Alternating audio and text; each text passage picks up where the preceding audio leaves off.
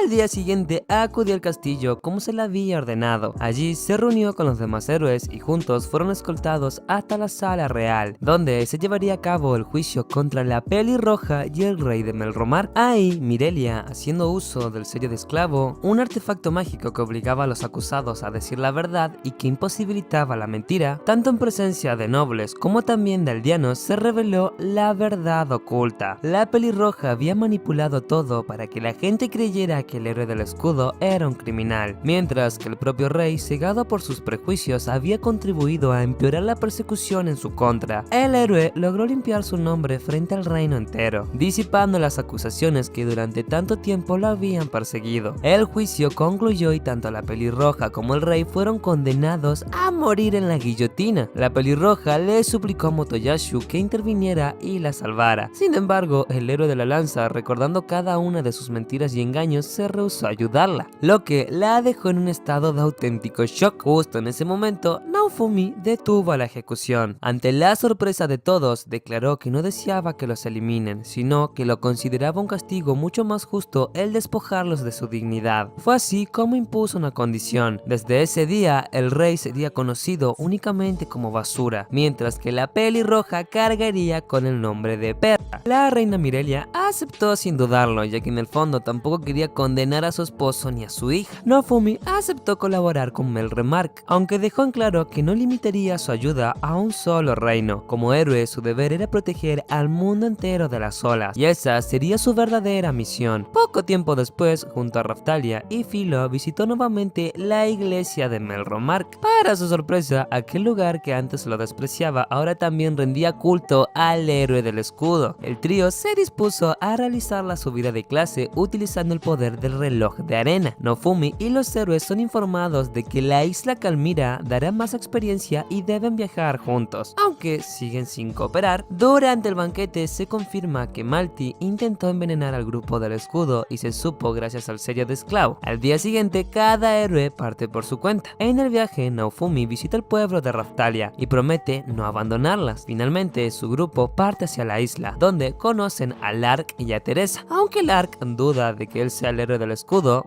burlándose, Teresa descubre que Naofumi es un buen joyero y le encarga un accesorio. Al llegar, el encargado les explica las reglas y Naofumi acepta aliarse temporalmente con Lark y Teresa para subir de nivel más rápido. El grupo entrena de día y de noche, fabricando nuevas armas y obteniendo objetos valiosos. Tras una celebración, Naofumi entrega el accesorio a Teresa, quien le paga generosamente. Suben muchos niveles juntos a ellos, pero Lark decide separarse. En un día de descanso, en la playa, Filo encuentra una isla submarina con un templo y un reloj de arena que anunciaba una ola en 2 días. Naofumi informa a Mirelia, quien envía refuerzos para prepararse. Durante la ola aparecen criaturas marinas, pero gracias al aumento de nivel de los héroes, resisten. Malti es capturada por un monstruo, aunque Lark la salva y junto a Teresa y Naofumi derrotan al jefe de la ola. Sin embargo, se revela que Lark y Teresa son enemigos de otro mundo que buscaban eliminar a los héroes para salvar su propia dimensión. Derrotan al héroe del arco, de la espada y de la lanza, quedando solamente Naofumi, Filo y Raftalia para enfrentarlos. El combate es parejo hasta que aparece Glass, equilibrando todo a favor de los de la otra dimensión. Esta vez, la diferencia de poder con Naofumi no es tan grande, y él logra enfrentarse a Glass en un 1 contra 1, mientras sus compañeras pelean por Lark y Teresa. Naofumi descubre que la debilidad de Glass es la habilidad